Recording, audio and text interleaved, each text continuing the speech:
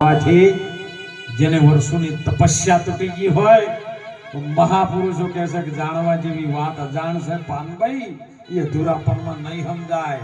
અને એટલે સંતોએ તો કાયા ઉપર લાઈન બધું કીધું છે સાહેબ. ભીષ્મ પિતામહ હોય છે, તમારું અલગ મન થઈ જાય ને તો એ ભીષ્મ છે.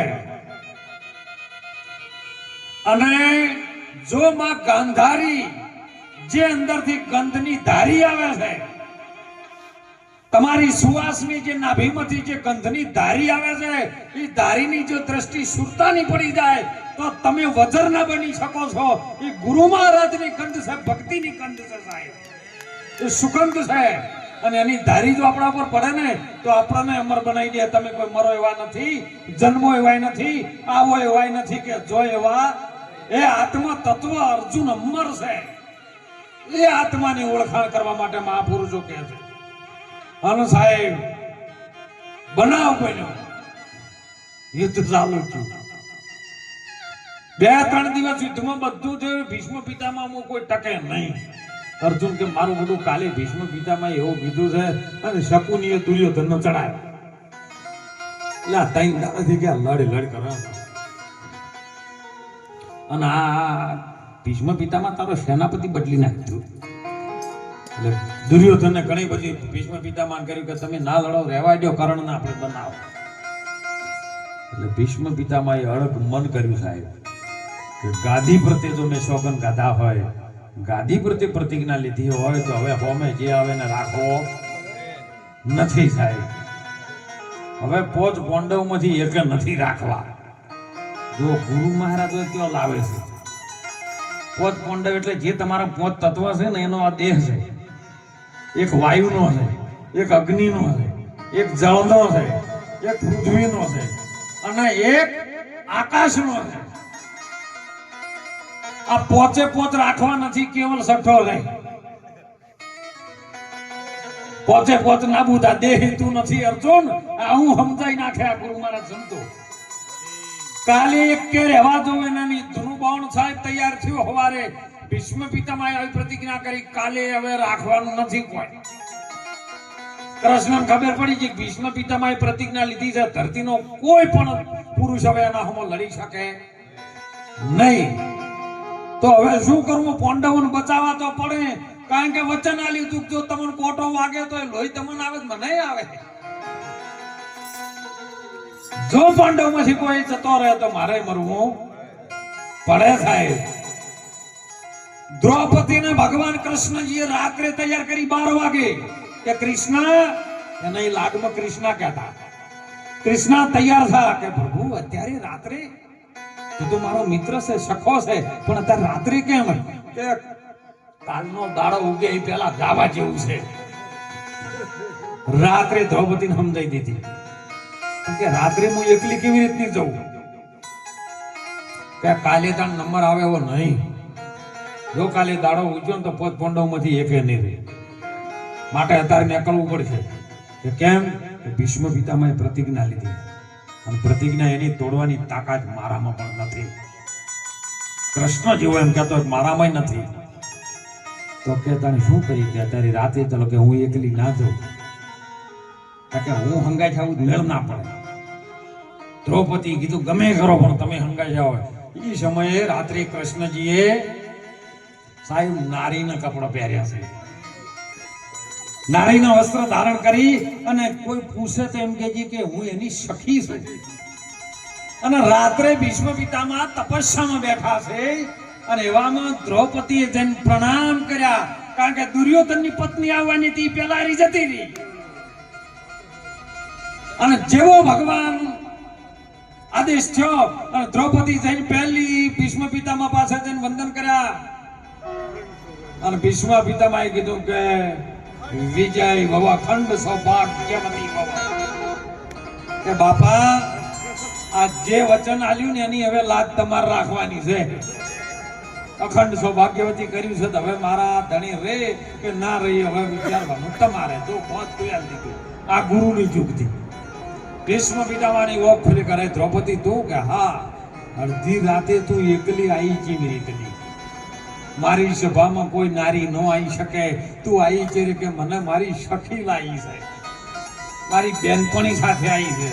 ભીષ્મ પિતામહને ખબર પડી હો જોઈ નથી તારી સખી કેવી છે એને મારે દર્શન કરવા છે.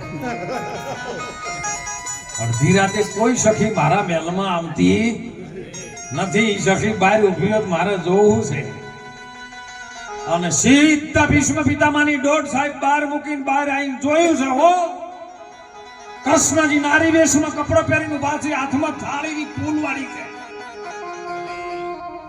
ભીષ્મ પિતામહ કહે કોઈ દિવસ હું નારીનું મુખ ઊંચું નથી કરતો ઘૂંઘાટ, પણ ખોલ તારું મુખ બતાય.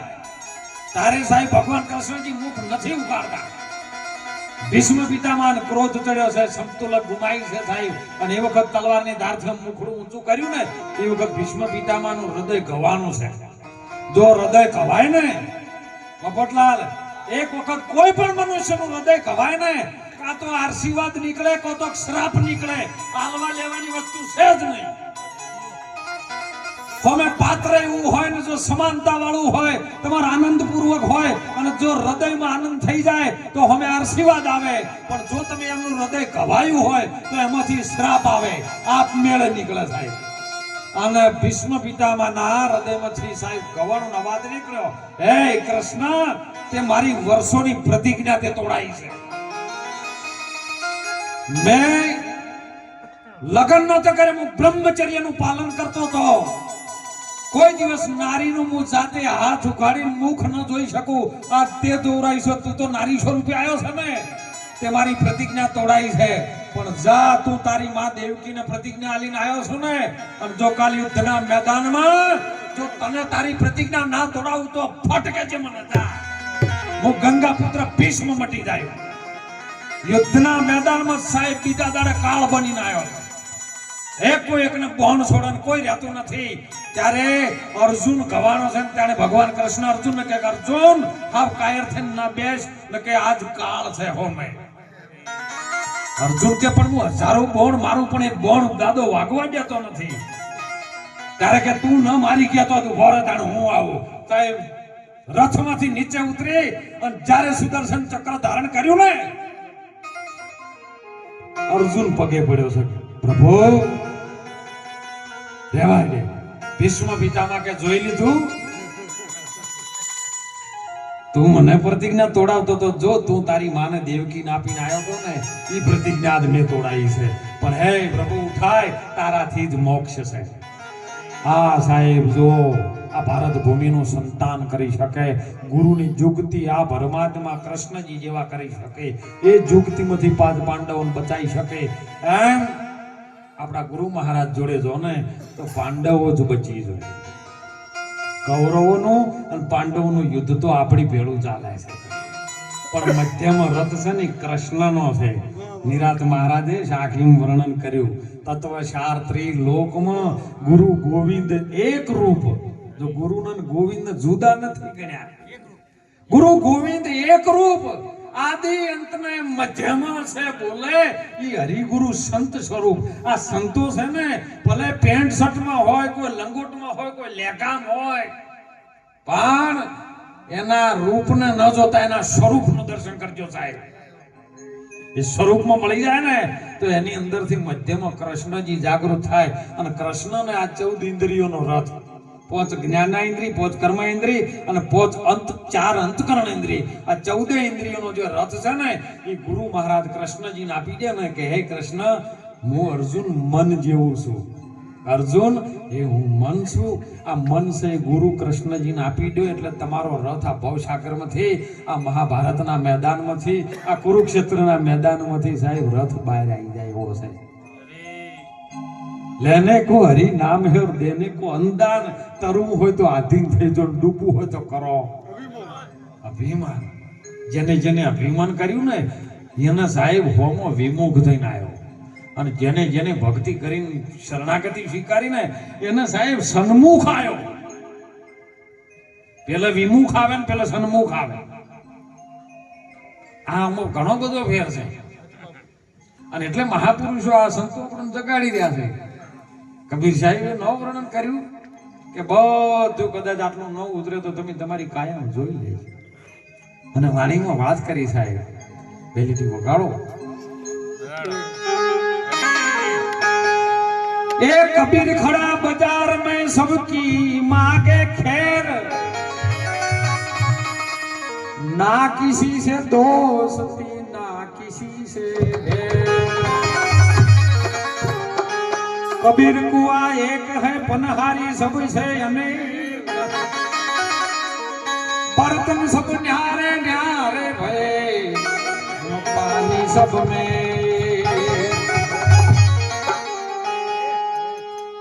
ए वाय वाय रे आखड़ी आलो बनाजी बहु सारे।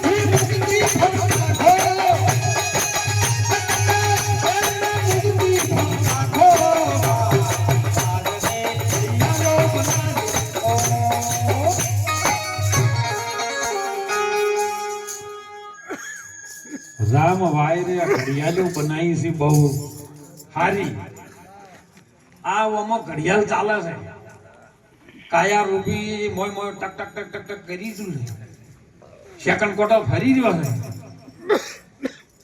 સેકન્ડ કોટો ઝડપથી ફરતો હોય મોટલા એનાથી ધીમો મિનિટ કોટો ફરે અને એનાથી ધીમો કલાક કોટો ફરે અત્યારે તો બધી ડિજિટલ આવી ગઈ છે જેમ જેમ ફરે ખબર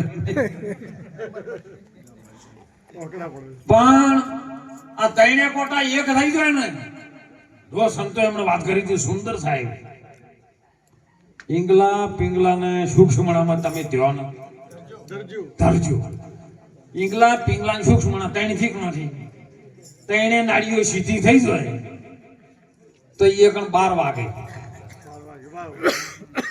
આ ઘડિયાળમાં કોટા ફરી રહ્યા છે ને સીધા ઉપર આવે ને ત્રણ ભેગા થાય ને તો 12 વાગે અને જેના જેના 12 વાગ્યા ને 12 વાગ્યા હે જેના જેના 12 વાગ્યા સાહેબ એને સંતોને કેવું પડ્યું વાગે ભડાકા ભારી ભજનના વાગે ભડાકા 12 બીજના તણીને સાંભળો નકલક નેજા ધારી જો વાગે છે ભડાકા આ કાયામાં ઓહમ સોહમ બે કોટા ઘડિયાળમાં પણ ફરે છે 21,600 ઓટા પણ એમાં ઓટા પૂરા જેટલા થાય છે એ ગંગા સતીએ માપીને કીધું છે કે તમારું બગાહુ આવે તો શ્વાસ તૂટે શીખ આવે તો શ્વાસ તૂટે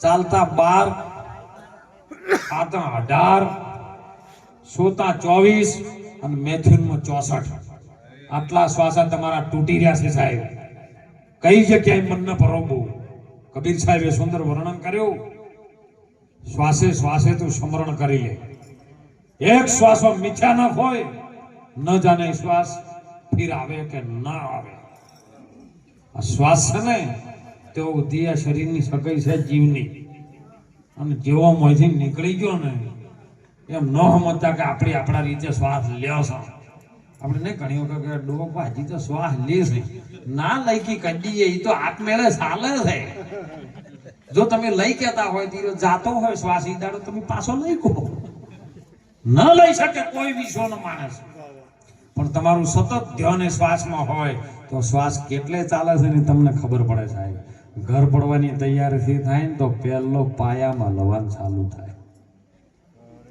નાભીમાં પાયો ભરેલો છે પાણીમાં પાયો રસાયો છે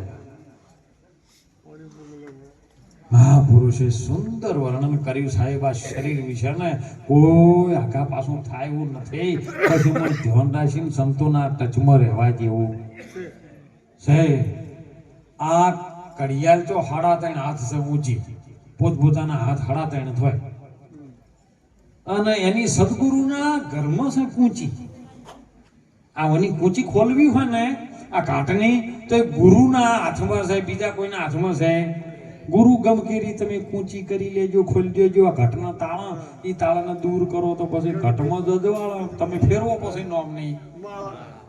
નોમની ફારો અને નોમની ફેરવતા ફેરવ નીજ માળા થઈ જાય સાહેબ આ શ્વાસો શ્વાસની નીજ માળા થઈ જાય એ કબીર સાહેબે ફેરવીને એમ કહેતા હતા કે કાશી નગરમાં રહેતા કબીર સાહેબ રેશમિયા ટાકા વણતા આ રેશમ જેવો પવનમાં ચાલે છે ને શ્વાસનો એના વણતા હતા એમાં સંસારમાં ધર્મ ચલાયો અને એમાં નિર્ગુણી માળા થઈ જાય સાહેબ એ નિર્ગુણી માળા ફેરવતા એ રામ ભજન મહાલ તું પ્રાણિયા જગમો થોડકા બસ જેને જેને કોઈ આયા છે કોઈ જહેન કોઈ જવા તૈયાર છે આ બધું કુદરતનું પ્રકૃતિ જેમ છે એમ ચાલ્યું જાય છે બસ આપણે ગુરુ મહારાજના સત્સંગમાં પરમાત્માની હરિની કથામાં કંઈક જીવન આપણું સુધારવા જેવું છે જેને જેને વિશેષ આ દુનિયાની અંદર મહાપુરુષો કહે છે સંતો કહે છે ગુરુના ચરણમાં કોઈ ન ગયું હોય તો તમને મન ભાવે